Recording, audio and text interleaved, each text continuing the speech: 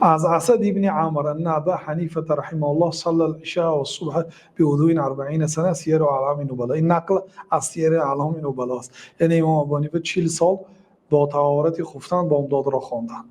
عن القاضي ابو يوسف، نقل از قاضی ابو یوسف میگه که بین من امشی مع ابي حنیفه اذ سمعت رجلا يقول لاخر هذا ابو حنیفه لا ينام بالليل.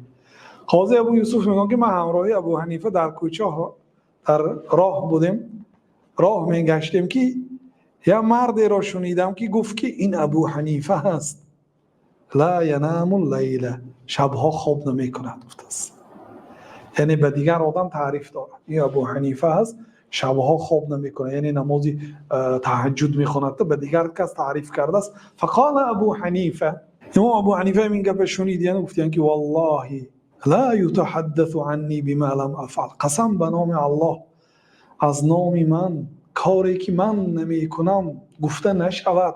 گفتیاندو فکان یحیی اللیل صلاة و تضرعا و دعا، پس شبش را با نماز و با تضرع و دعای و خشوع و خضوع شب سحر میکرد.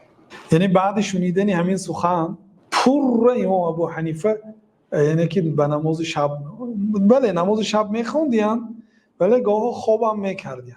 دیگه این آدم وقتی گفت که ابو حنیفه شبا پر با عبادت شب سپری میکند، بعد همین آدم دروغچی نشود گفته تا آخری عمر شب زنده داری کردن. بار یک کمپیر به حج آمد، آخر گفتن که برای چی بی محرم آمدید؟ موی سفید هم می آوردید آخر؟ میگوید که من شنیدگی هستم که میگوید همین نقل این کمپیر شنیده بوده است.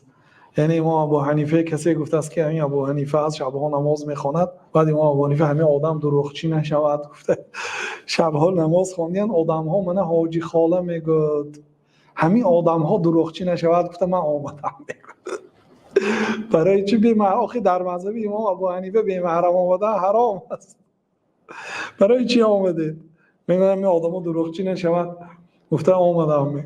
این نقل در سیر اعلام نبلا هست، یعنی نقلی قاضی ابو یوسف.